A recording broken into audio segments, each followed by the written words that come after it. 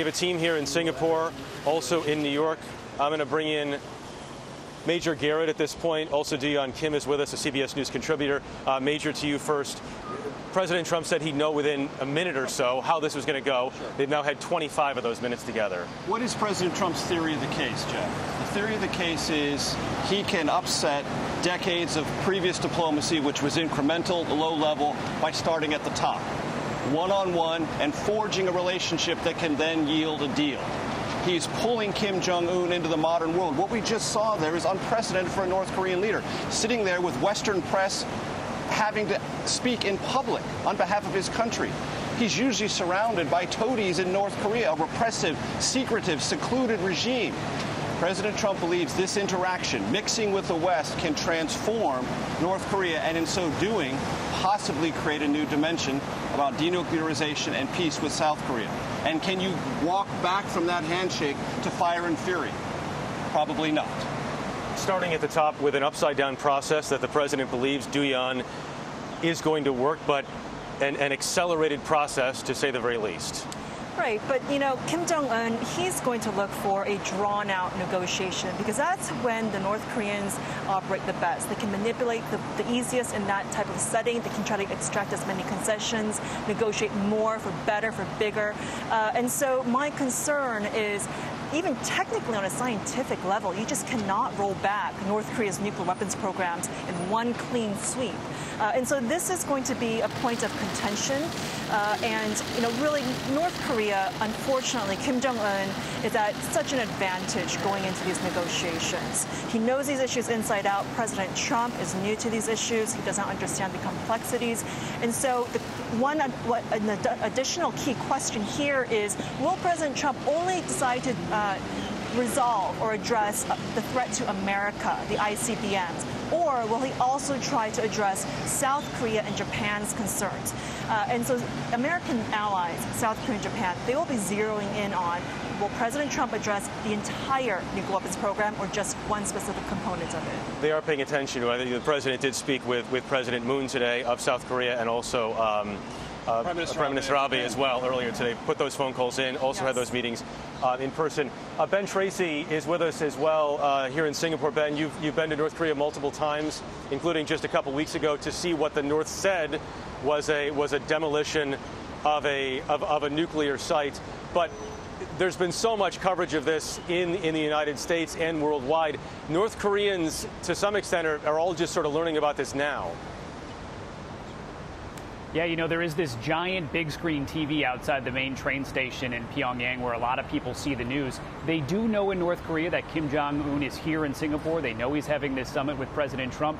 It's unlikely that they saw this moment of this handshake in real time, but they will see it eventually. And this is going to be a surreal moment for them. I mean, you heard Kim Jong Un talk about old prejudices. Well, those old prejudices run very deep in North Korea. They have been told from an early age that the United States is evil, that it is hell-bent on killing them, destroying their country.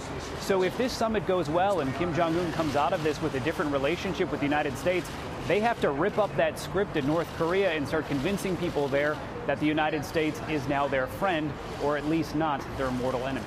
Jeff? Ben Tracy, thanks. Margaret Brennan, that's a heck of a task for Kim Jong Un, no, to potentially flip that script?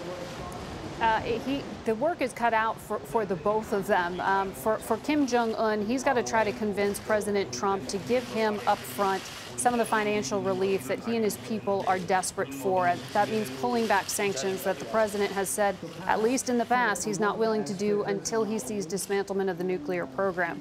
What we know is up to this point, some of the work that's been done by the Trump administration has been to try to piece together what they see as sort of a dream team of weapons inspectors and other nuclear powers who would help the U.S.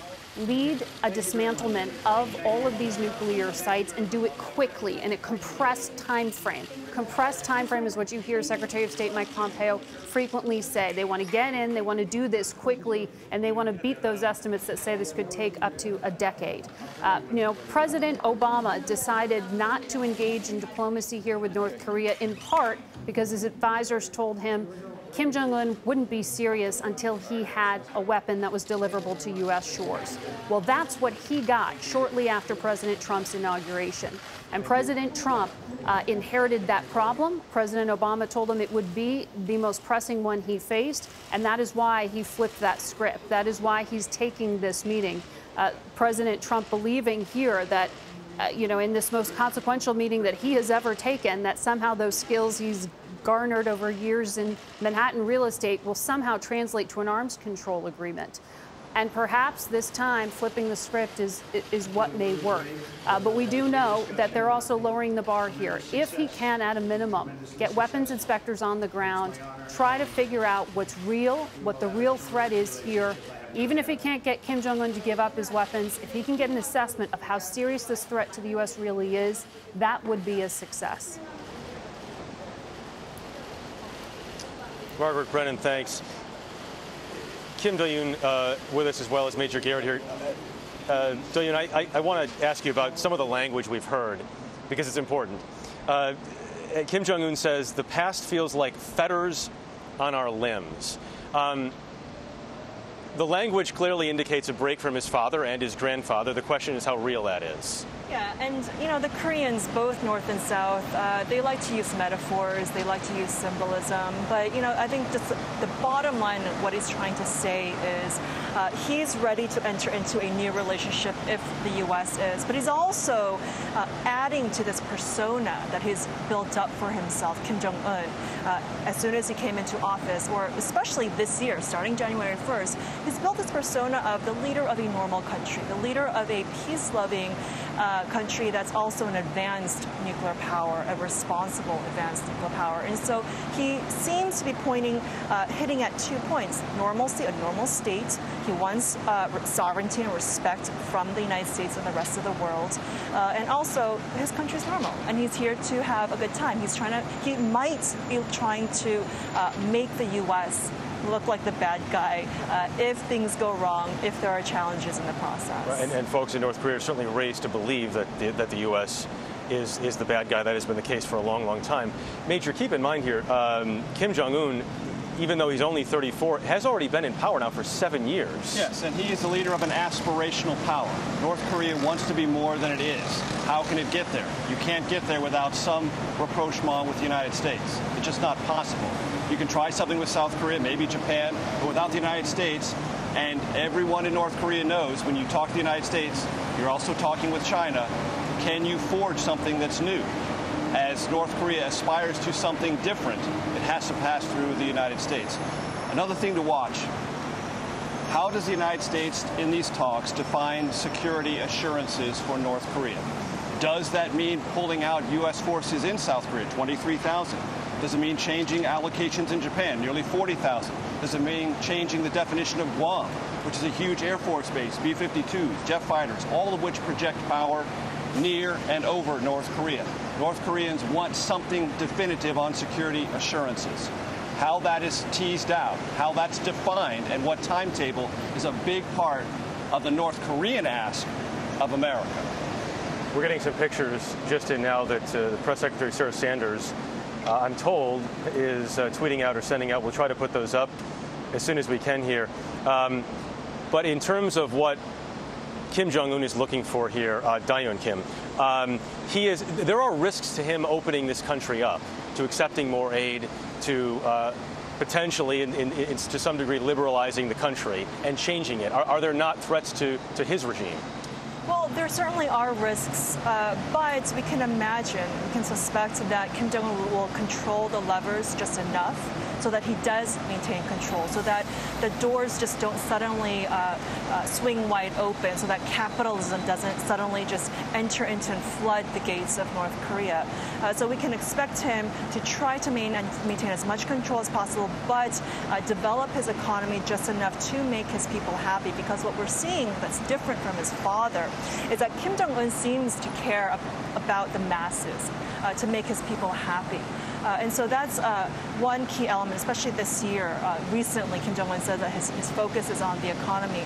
The other point that I would be looking out for is the peace process. Both Trump and Kim Jong Un both talk about peace. Well, then what does peace mean? Will they declare the end of the Korean War? Will they sign a peace treaty? But what happens to the denuclearization process? And so the challenge there is sequencing to make sure that the peace process does not get ahead of itself, that there's enough denuclearization first before the relevant parties enter into a peace process. But there are going to be forces both in South Korea, North Korea, and China to want to push the peace process first. You should mention it still remains a brutal, oppressive regime in so many ways, even if you say he is trying to change it right now. I want to bring Ben Tracy back in. Again, Ben Tracy, Ben, quickly, we have about 30 seconds left here, but can you just talk quickly about your experience inside North Korea and how this may read or play inside the North? Well, yeah, just picking up on what you were just talking about, I think Kim Jong Un's focus on the economy is a real thing. We were just in Wonsan, North Korea 2 weeks ago, and we saw a massive new resort being built on a beach where he is hoping tourists will someday come. So this isn't just for show. There appears to be a real effort on his part to change what we think and how we view North Korea. And I would assume to him today is a big part of taking the first step in that. Jeff? Yeah, a pretty big step for all sides, one would think. Ben Tracy, thank you.